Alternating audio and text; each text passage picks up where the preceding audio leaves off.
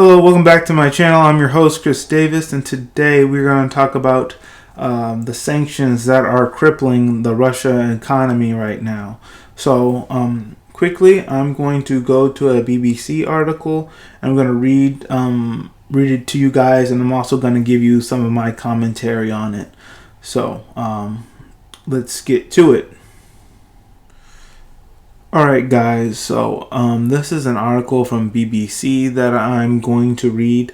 It really explains very well how badly Russia is being hit with these sanctions from the international community. So we're going to read this article and I'm going to give some commentary on it as well, some things that I've heard from the news as well. So, Ukraine, what sanctions are being imposed on Russia? A lot.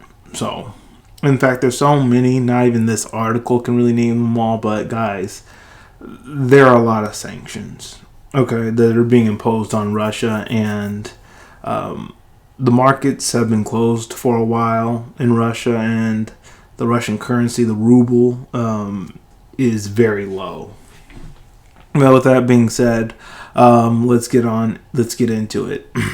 So, it's the latest and wide-sweeping series of measures introduced following the invasion of Ukraine. So, what is a sanction? A sanction is a penalty imposed by one country or another on another, often to stop it acting aggressively or breaking international law.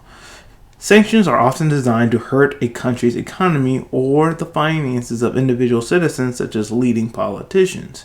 They are among the toughest measures nations can use, short of going to war. Okay. What sanctions are Western nations imposing?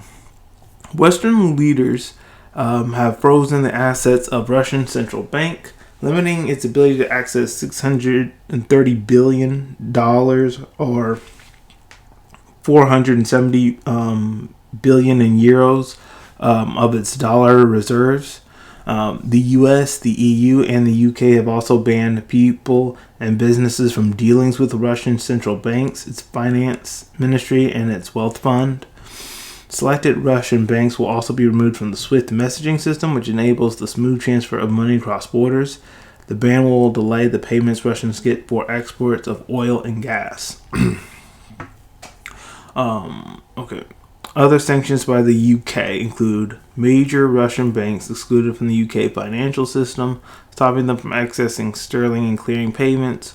All Russian banks will have their assets frozen. Major Russian companies and the state will be stopped from raising finance or borrowing money on the UK markets. A limit will be placed on deposits Russians can make at UK banks. The EU has also said it would target 70% of the Russian banking market and key state-owned firms, including defense firms. Targeting individuals. Yeah, because they've been going after a lot of the Russian oligarchs. Western governments have imposed sanctions on some individuals, including a hit list of powerful, wealthy businessmen and women close to the Kremlin known as oligarchs. There you go. Russian President Vladimir Putin and his foreign minister Sergei Lavrov have also been sanctioned. Their assets in the US, EU, UK, and Canada will be frozen.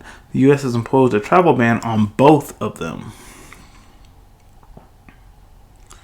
On Wednesday, the U.S. targeted the assets of 8 more oligarchs and officials, including business tycoon Alisher Usmanov.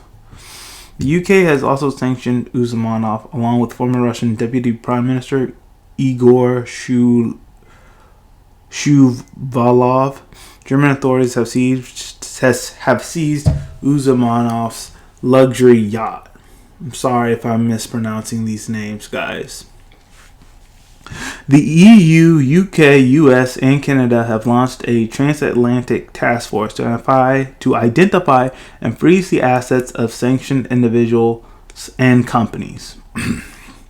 The UK is limiting the sale of golden visas, which have also wealthy Russians to get British residency rights. Who is not on the... Okay, I guess that's just a hyperlink. So, trade with Russia and travel. Curb on products that can be sent to Russia have been announced by the UK, EU, US, and others. These include dual-use goods, items that could have both a civilian and military use, such as chemicals or lasers. The EU is aiming to make it impossible for Russia to upgrade its oil refineries. It is also banning the sale of aircraft and equipment to Russian airlines.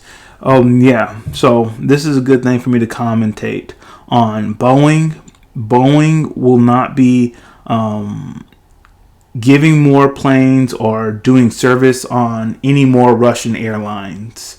So Boeing, before this whole invasion with Ukraine happened, Boeing and a lot of other businesses did businesses in Russia, but due to these sanctions, they're no longer going to be selling Russia any more planes. They're also not going to be servicing the planes that Russia has at the moment. So the Boeing aircrafts that Russia uses for their airlines, they will not be servicing those anymore. So if they ever have to be fixed, Russia's going to have to just fix it themselves. Boeing's not going to service them.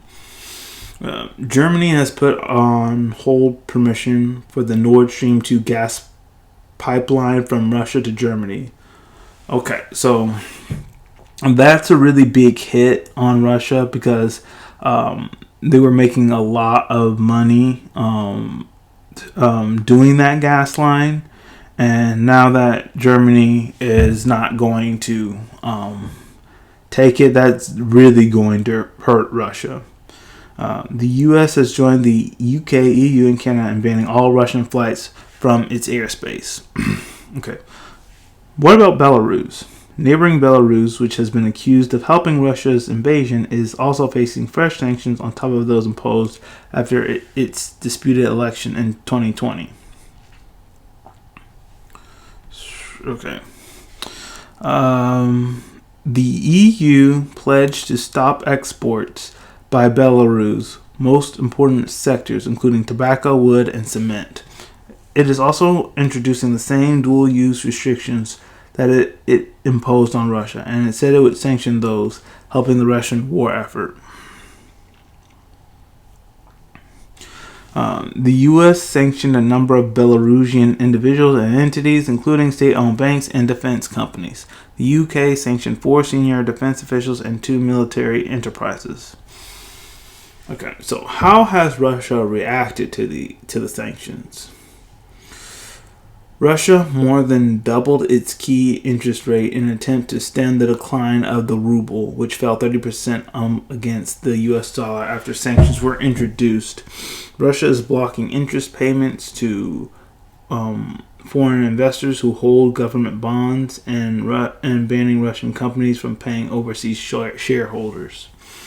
Foreign investors hold tens of billions of dollars worth of Russian stocks and bonds. Russia has stopped them from selling those assets. The EU is worried many wealthy Russians are now converting their ruble savings into cryptocurrencies such as Bitcoin to get around the sanctions. However, many of the world's largest crypto exchanges are refusing to impose a blanket ban on Russian clients. Okay, so they might be able to get around that because a lot of the crypto exchanges, like they said, they're refusing to impose like a blanket ban on Russia. They're refusing to do that.